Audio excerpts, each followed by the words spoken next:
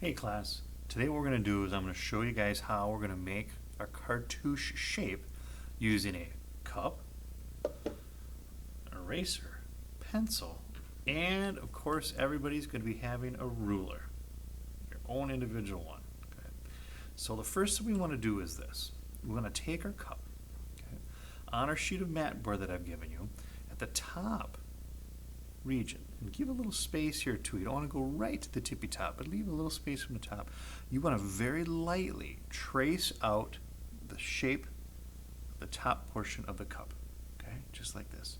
Make sure you do the top portion of the cup too, not the bottom, because the top's going to be bigger. That way your cartouche shape will be a little bit bigger.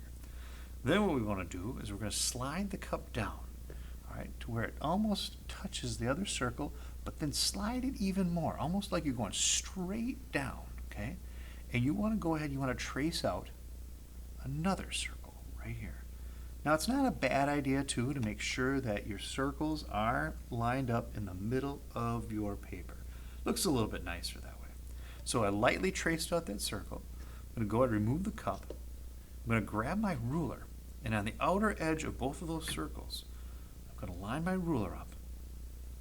Draw a line straight down connecting those two circles, slide the ruler over to the other side, do the same thing, okay, and boom, I'm done. Then what I want to do is I can go ahead and take my eraser now, and I can erase out those lines that I have inside here. Now, if it does seem a little bit hard to see this, I can start drawing a little bit darker too, because I notice it's getting a little bit too light. But that should be okay. Now, at the bottom, we also, on cartouches, they have a line that goes straight across. So what I want to do is this. I'm going to take my ruler, and almost to the bottom, straight across on the bottom here, I'm going to put a line that goes across, and I don't want to extend it out past the edges of my cartouche. Notice how it just goes from here to here, okay? I'm going to slide it down a little bit more, give my line a little bit of space, a little thickness down here. I'm going to go straight across again. Then I can go ahead and put two capped lines on the edge here. Okay, so you didn't quite go too far there. And do another one, boom, right here. Okay.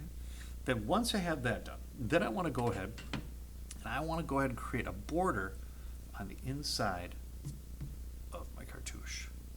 And to do that, I'm going to take my ruler. If you want to eyeball it up to make your border, you can, but I like to go ahead and take my ruler, and I like to measure a 1/2 inch in from the edge. Okay, got 1 inch, 1/2 inch right there, should be good to go. On the other side, all right, I'm going to go 1/2 inch in, boom, right here. Make 2 marks, 1/2 inch, 1/2 inch. I'm going to take my ruler, I'm going to line it up on each of those marks, and lightly, actually I'm going to draw mine a little dark so you can see it. Well, that looks a lot better. I'm going to go ahead and connect those marks. All right, and once I have that done, then the top and the bottom, right, because they're curved, I'm just going to go ahead and just lightly curve in this line right through here on the top and the bottom. Once you have that done, boom, you got the shape of your cartouche. Our next step will be adding the hieroglyphs.